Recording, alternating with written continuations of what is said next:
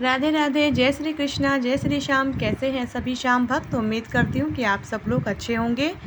बाबा की कृपा जो है हम सब पर। तो एक बार फिर से हाथ उठाकर जयकारा लगाते हैं, हारे का सहारा बाबा श्याम हमारा। तो भक्तों, ये जो सत्य घटना है एक वृद्ध औरत की है जो कि पंजीरी नाम है उनका, और वह कृष्ण जी की परम प्रिय भक्त थी।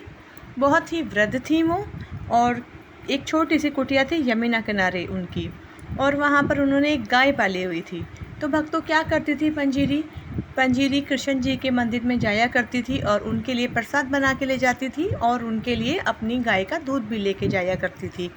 एक दिन की बात है कि पंजीरी जब जा रही थी तो उसने सोचा कि रोज़ रोज़ मैं कान्हा के लिए दूध लेके जाती हूँ, कैसे गुजर बसर होगा। थोड़ा सा तो दूध देती है मेरी गाय, उसे भी मैं कान्हा जी को पिला आती हूँ। अब उसने सोचा पास ही यमुना नदी है, क्यों ना थोड़ा सा इसमें पानी मिला लूँ। उसने जैसे ही उसमें पानी मिलाया, उसमें एक मछली भी आ गई। अब जब वह मंदिर गई तो उसने गोसाई जी को कहा कि गोसाई जी, ठाकुर जी को दूध दे दीजिए। जैसे ही ठाकुर जी को दूध देने लगे गोसाई, तो उसे जैसे ही डालने लगे पात्र में, तो एकदम से मछली उसमें आकर के गिरी।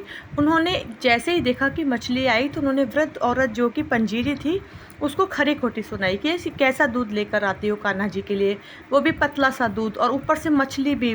अरे तुमने तो बहुत ही अनर्थ कर दिया कि कान्हा जी ऐसा दूध पियेंगे। ले जाओ इस दूध को वापस, और आज के बाद कभी भी मंदिर में आने की ज़रूरत नहीं है और ना ही कोई दूध लाने की ज़रूरत है।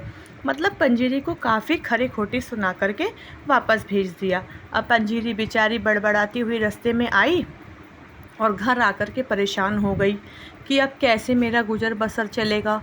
मैं मंदिर के बाहर बैठ जाती थी, थोड़ा सा प्रसाद बेच लेती थी, तो उससे मेरा घर का गुजरा बसरा हो जाता था। गोसाई जी को पता नहीं क्या मन करा, और आज उन्होंने मेरी बेइज्जती कर दी।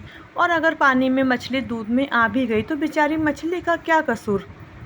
अब देखिए, बेचारी सोचती रही, ऐसे ही करके रात हो गई। बैठी बैठी सोच रही थी, तभी कुटिया के बाहर एक छोटा सा बालक झाँका और उसने कहा, मैया मुझे बहुत भूख लगी है, क्या कुछ मिलेगा, दूध मिलेगा?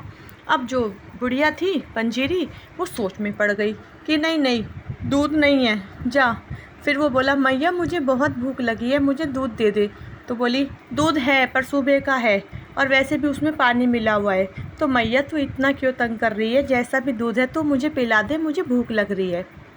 अच्छा तो अंदर आ जा। पंजीरी ने बालक को अंदर बुलाया, बोली दूध वूध छोड़, मैं तेरे लिए टिक्कड़ पात देती हूँ, तू वो खा ले। तो छोटा सा बालक बोला, ना मैया मैं टिक्कड़ ना खाऊंगा, मैं दूध ही पीऊँगा, तो मुझे दूध दे दे। अब पंजीरी बोली कि कुछ ज़्यादा ही जिद कर रहा है बालक, और दूध ही दे देती हूँ। अब पंजीरी ने फटाफट से बालक को दूध दिया। जैसे ही दूध पिया बालक ने, वो बोला कि अब मुझे तो नींद सता रही है। तो पंजीरी बोली कि ठीक है, तू यहीं सो जा। अब वो नन्हा बालक वहीं सो गया। अब रात काफ़ी हो गई, पंजीरी भी भूखी प्यासी ऐसे ही सो गई। अब रात को जब पंजीरी सोने लगी तो उसे सपने में दिखा कि मेरा तो पेट तूने भर दियो मैया, पर तू भूखी सो गई बरती बासी, उठ अपने लिए कुछ बना खा। अब बुढ़िया जो है ठंड के मारे ठिठर रही थी, तो उसे लगा जब मुझे ठंड लग रही है तो बालक को भी ठंड लग रही होगी। उसने अपनी फटी पुरानी धोती बालक को उड़ा दी। अब जैसे ही उड़ाई, थोड़ी देर बाद क्या हुआ कि सुबह जैसे ही थोड़ी सी होने लगी, वैसे ही बालक गायब हो गया। अब गायब हो गया तो बुढ़िया की आँख खुली, उसने देखा कि अरे वो बालक कहाँ गया, और पीले रंग का पीताम्बर वहाँ था, और वह बुढ़िया की जो साड़ी थी फटी पुरानी, उसे ओढ़कर वो बालक चला गया। अब बुढ़िया सुबह सुबह उठी और उसने सोचा, हो ना हो ये मेरे कान्हा की ही लीला है। वो फटाफट से दूध लेकर के मंदिर पहुंची। जैसे ही वो मंदिर पहुंची तो गोसाई जी ने देखा कि अरे ये बुढ़िया फिर आ गई, और उसके हाथ में पीताम्बर, ये तो मैंने रात को अपने कान्हा को पहनाया था। और जैसे उन्होंने मंदिर के पट खोले, उन्होंने देखा कि फटी पुरानी धोती पहने जो ठाकुर जी हैं वो लिपटे बैठे थे।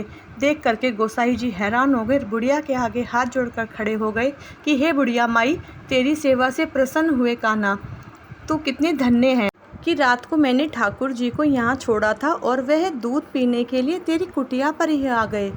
धन्य हो भाग तेरे जो तुझे ठाकुर जी ने दर्शन दिए और तेरे हाथ का दूध पीने के लिए वो तेरी कुटिया में ही आ गए। तो देखिए भक्तों, पंजीरी कितने सच्चे मन से ठाकुर जी की पूजा अर्चना करती थी। मैं चाहती हूँ कि इसी तरह से हम सब भक्त भी ठाकुर जी की पूजा अर्चना करें, जिससे हम सभी भक्तों को ठाकुर जी अपने दर्शन दें। और जैसे पंजीरी की किस्मत खुली, ऐसे हम सब की भी खुले। तो लगन लगाइए प्रभु से और एक बार फिर से जयकारा लगाइए, हरे का सहारा बाबा श्याम हमारा। तो देखिए, श्याम बाबा ने पंजीरी को दर्शन दिए और छोटे से बालक बनकर के वह कुटिया में पधारे और पंजीरी के भाग जाग गए। राधे राधे, जय श्री कृष्णा, जय श्री श्याम।